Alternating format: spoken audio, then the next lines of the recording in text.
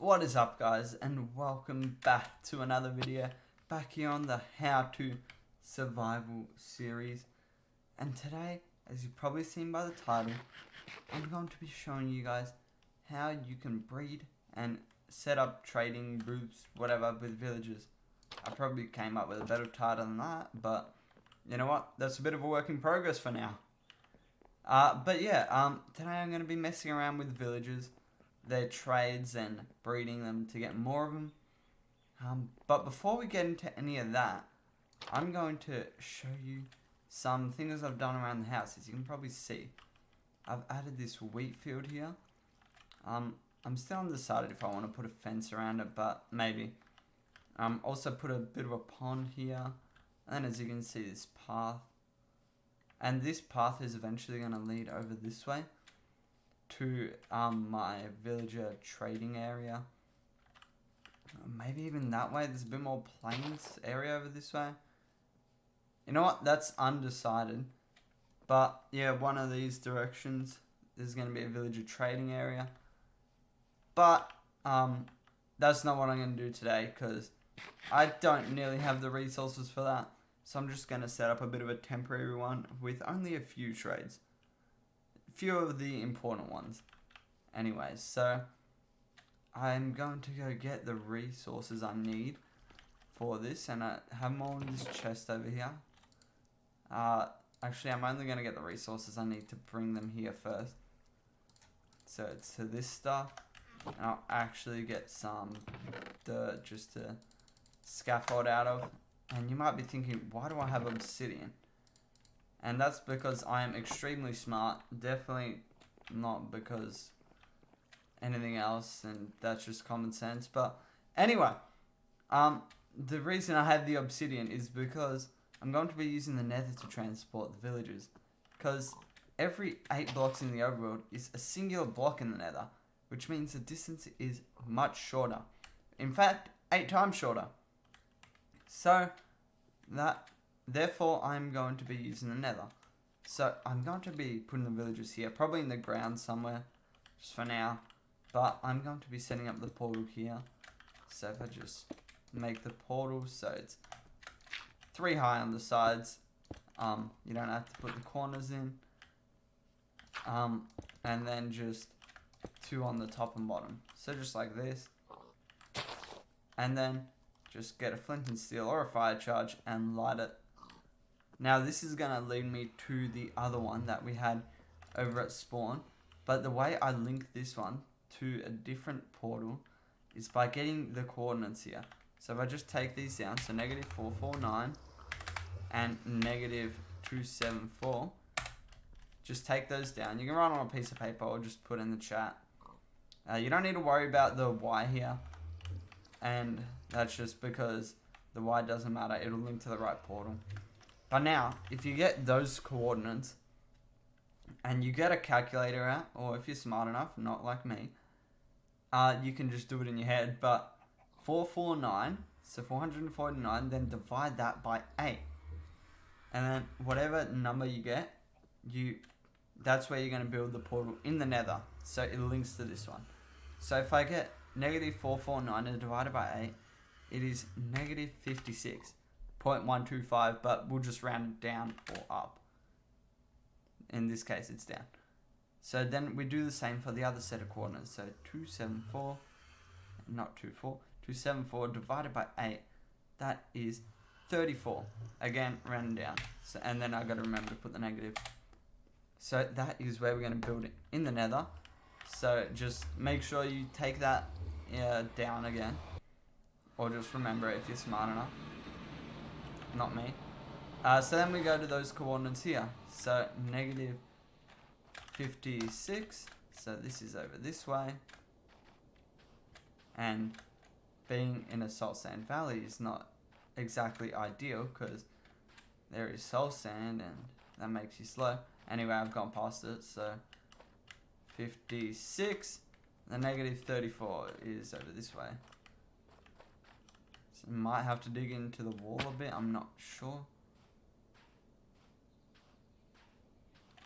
Alright, 34 and 56. Right here. So then you just build your portal up again. Same way. I'll just keep those dirt because I don't want to waste them. Oh, didn't mean that. There we go. Then just light that. And this should link me to the portal that we just built in the overworld. And here we are.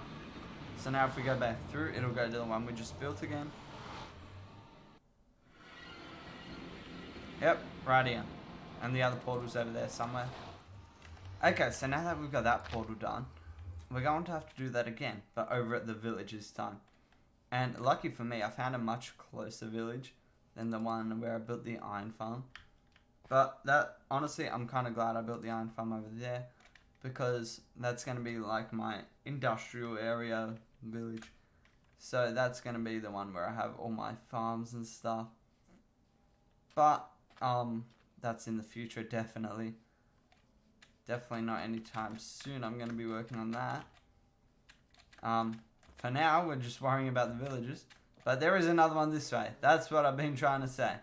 There is another one over this way I have located in between episodes. And it's quite a bit closer. And it should be very close in the nether. Might still be a few blocks, but nothing too much. Maybe like 20 blocks or something. No, probably more, honestly. I'm definitely underestimating there, but 2 stacks of rails should do me with this one. Hopefully. The only thing I'm a bit worried about is the villagers not suffocating in the portal, because that can happen sometime. But mainly with bigger animals, or mobs rather. So villagers should be fine.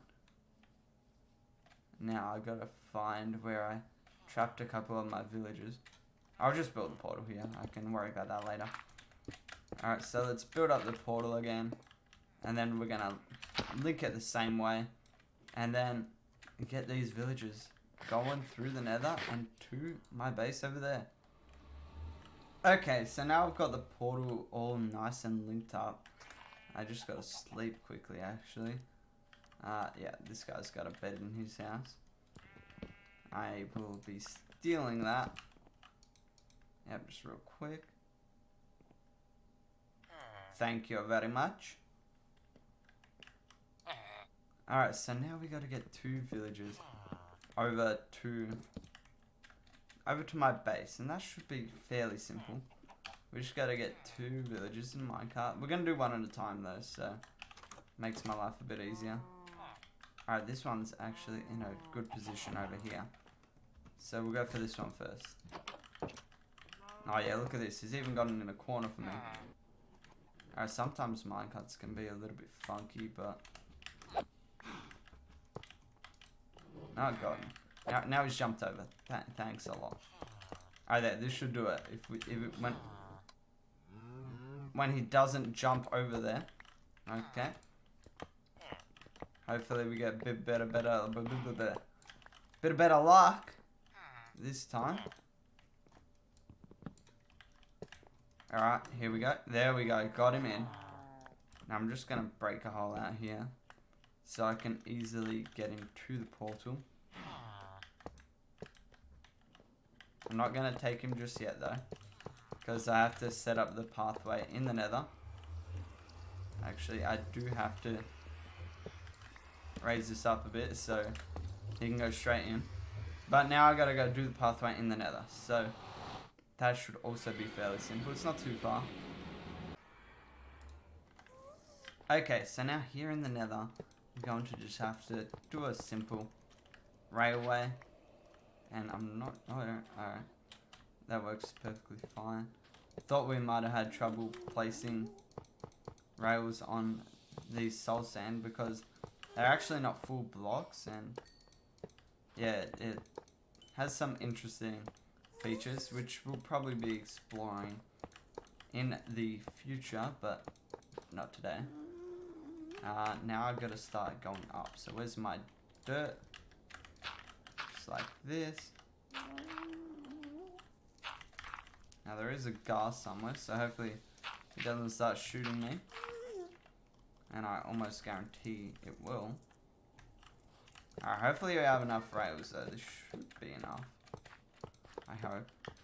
Oh yeah, this will be plenty. Alright, just like that. That should do it for here. Now we gotta hope this gas doesn't actually shoot the villager while he's in the minecart. But now we just gotta push him through. Okay, so now all that we should have to do is just give this guy a little bit of a push. And since we don't have any powered rails, he might struggle to get up these things. So if you just get behind him and give him a bit of a push, that should be fine. Alright, now we just gotta break him out of here, carefully. Try not to hit him. If you're on Java, you can click F3 and B and it will show up the hitbox. And you can just hit the minecart hitbox. Alright, here we are.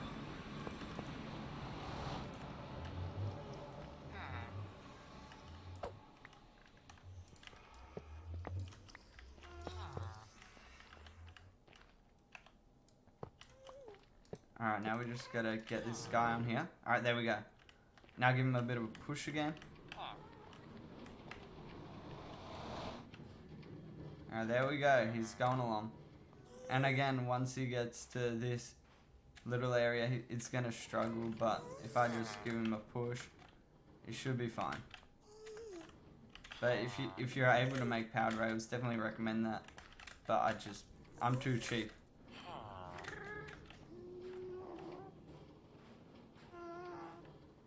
Alright, here we are. Now all we gotta do is break this.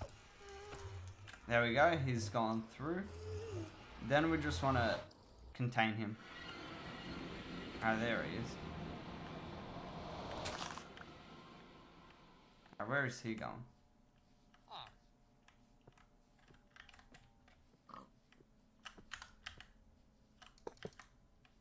Alright, I'm trying to be quick about this, but I should just let him go do what he's gonna do. Don't go in the mine. Do not. Alright, thank you.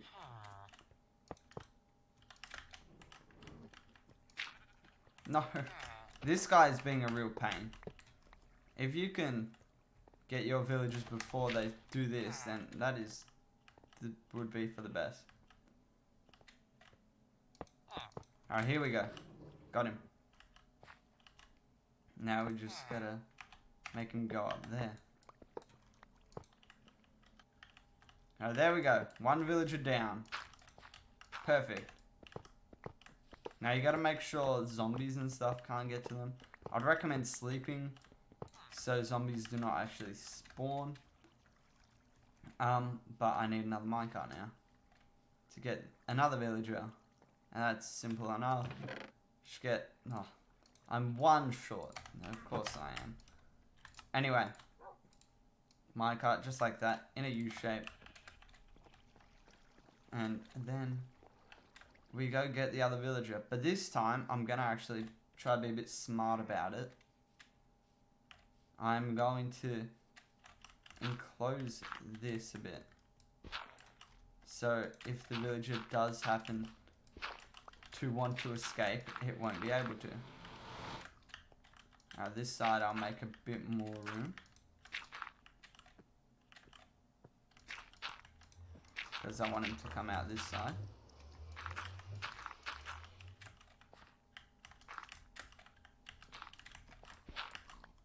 Okay, there we go. So now hopefully he will not be able to escape. I'm gonna push this guy just a bit more to be safe. Then 1, 2. There we go. Hopefully the little pen we made on the other side of the portal worked. Oh, yes it did.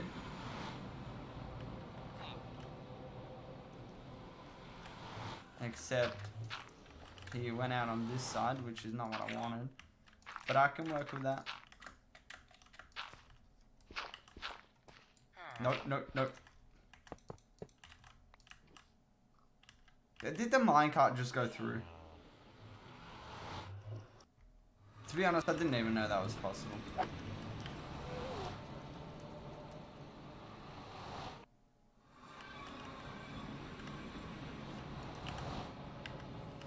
Alright, there we go. Stay there while I go and sleep. Okay, so now that we got both these guys over here, we want to make him a little area that we want to keep him in. And for now, I'm just going to make that underground. Just so it's nice and safe for them. Alright, this should be fine. Don't need it to be massive. Needs to be 3 high, otherwise their breeding won't work. And I don't know why that is, but it is, so I gotta accept that. So we'll just make a little bit of an area. We'll expand it once we get them in, I guess. This should be big enough for now. Should be plenty big for the area they need for breeding. And then I'll just make it symmetrical. And then I'll probably make it a square as well because, you know, I'm OCD. But, you know what? It'll be expanded later, so it doesn't matter. Also, should probably put torches down here. I only have 1 though. Alright, there's a bit of blocks here that aren't getting light, so I'll just do that. Alright, so now we got to get them both down there. And that is very easy. Just, once again, get the rails. And just link them up to where the villagers are. Okay, so now that I've crafted up a few beds, I just have to place them down. And then I'm actually going to... probably should place an iron door here eventually, but that'll do for now. And then I just got to get these guys out without damaging them. So if I hit right here, that should be fine. And right there, that should be fine. There we go. Now both these guys should have claimed the bed. And now, to make the baby, all we gotta do is give them some food. Okay, so while actually filming this in the world, I ran into a few issues. And it wasn't really explaining it too well, so I thought I'd just come here and explain it in a bit better detail. This is the Minecraft wiki. If you haven't ever been on here, definitely come here. It explains a lot of stuff. But we're in the villagers section right now. Then if we look here in the contents, should be a part on breeding right here. And you'll see this thing called willingness. We'll get to that in a second. So for adult villagers to breed and spawn the baby villagers, they require beds. And it has to be a certain time of the day. They do not need job sites, however. And that is good considering I didn't put a job site in mine. And it has to be a number of valid beds for the baby villagers. So if you have 2 adults, you need a bed for a baby villager. But if you want 2 baby villagers, you're going to need 2 lots of beds. And then 3, you're going to need 3 more beds, but kind of just continues like that. And then you're going to need to make them willing. And to make them willing, they need to be given 3 bread, 12 carrots, 12 potatoes, or 12 beetroot. There also has to be 2 blocks above the bed. Yeah, here it is. For the baby villager to jump. You can't put half slabs because they think of that as a full block. Just a few good things to note. If you want to see a bit more details, you can click on this thing up the top. See tutorials / village mechanics. Then breeding and population gaps. Goes into a bit more detail, but it's kind of the same thing that I just explained. The breeding consumes 12 food, so once you get 1 baby, you're going to have to give more. So bread counts as 4, that's why you only need to give them 3. Yeah, it goes into a few things. Definitely worth the look at. Anyway, I guess let's get on with the rest of the video then. Okay, so after quite a few hours, I have gotten majority of the villages in, just 2 missing here. But I've got all these trades in that I wanted. Unbreaking, mending, those are the 2 most important probably. Silk touch, sharpness, I believe this one's efficiency. No, power, then efficiency, then protection. Then this guy's our armorer. So I gotta still level him up a bit. Then I'll get I believe this is a weaponsmith and a toolsmith. I already have 2 of these here, but whatever. Then I'm probably gonna add a looting and fortune villager, because those would be nice at looting for the skeleton farm. That would be really good. But yeah, I think this is it for now. It's taken quite a while. But yeah, I don't have any more lecterns either, so that'll have to wait, I guess. So yeah, I'm just about done with this for today. But before I end off the episode, I'll actually finish this and then see how time persists, and then we'll figure out something else. Okay, so just after a bit more time, I have gotten all these guys here and leveled them all up, so that is nice. Also, apparently my curse is invisible, don't know what that's about. But yeah, we got all these guys leveled up, except for this guy. This guy needs a bit more, but he's pretty much there. And yeah, we got all the things here. Also got quite a mess here while leveling him up. Got a few silk touch iron pickaxes, that's kind of cool. I got some diamond gear here actually, so got an achievement for that. I'll show you that in a second. Got all the books, got all these. And something I didn't mention actually is you have to trade with them to lock in their trades. So, say this guy, I had to trade this with him once in order to make sure he keeps that book. Otherwise he can refresh and just get another one. So now if I break this, it will go on to this one.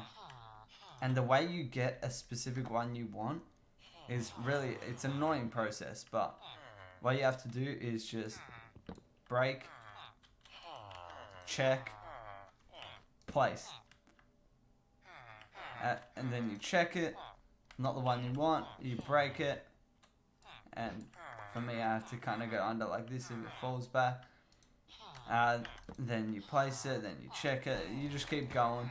Then once it has the one that you want, you trade it, then it will never lose that.